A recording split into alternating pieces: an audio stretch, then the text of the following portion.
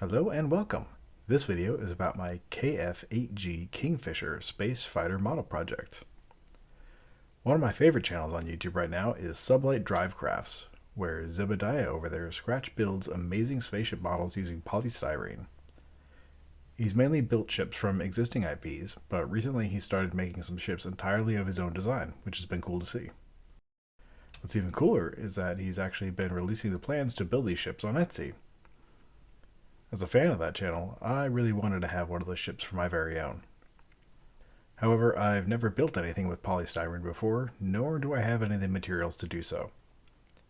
What I do have, though, is rudimentary 3D modeling skills and a decent familiarity with a modeling program of my choice, Cheetah 3D.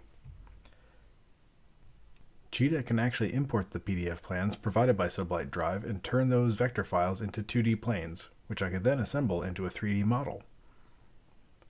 I started with the fuselage, as it's going to be the largest component of the ship and the root of the rest of the build.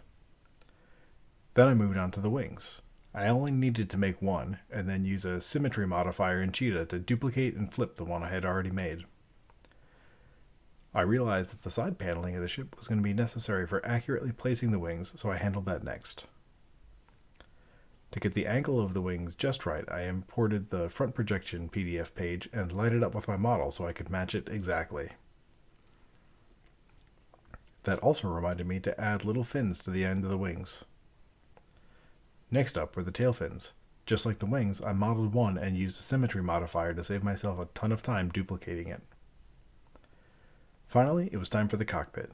I modeled the shape as designed at first, but then I had to put a little spin on it, adding canopy lines and recessing it a bit to imply glass panes.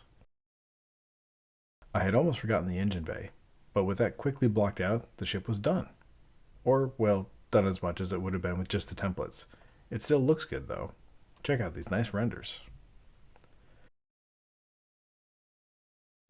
But, with all the power of 3D modeling in my hands, I couldn't just stop there.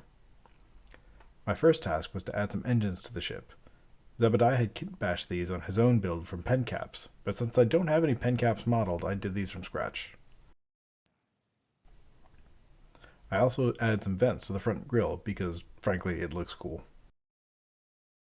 Then it was a long slog of panelization, the art of breaking up a big flat shape into smaller shapes to make it look more real in the scale that it's supposed to represent. This took a while, mainly because I've never done it before, and it was pretty fun to try my hand at it. I especially like the panels for the undercarriage and the two rounded ones in the aft, adjusting the landing gear. The final step of this next stage was adding some cannons to the wings. The PDF template didn't include any guides for these either, so I just took a cylinder, split it up into segments, and made those segments different sizes. It seemed to fit pretty well. And with that, my model of the Kingfisher was looking good. Well, to me at least. Seeing these 3D renders is nice, but I didn't start this project just because I wanted a picture of the ship, so it was time to take things to the real world. I brought the model into my 3D slicer program, Cura, and set it up to print using a 0.2mm nozzle on my Ender 3 FDM printer. With such a small nozzle and a very low layer height for extra detail, the print took basically overnight to run, but when I woke up, I had a ship waiting for me. Unfortunately, the cannons didn't survive having the supports removed, but I kinda expected that for how small they were. I mocked them up with a spare strip of filament from earlier.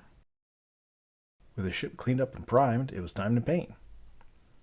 I've got to apologize here because this is the first time I've ever done one of these painting videos before, and I hadn't really considered the camera position.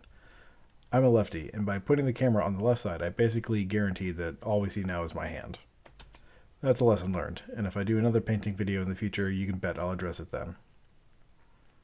I opted to go with the Green Demon's Privateer Force livery from the template, mainly because it had circles, and I like green. After the initial paint job was done, I went back and added a darker wash to make the ship look a little bit less like it had just rolled off the factory floor. But with that, I called it good.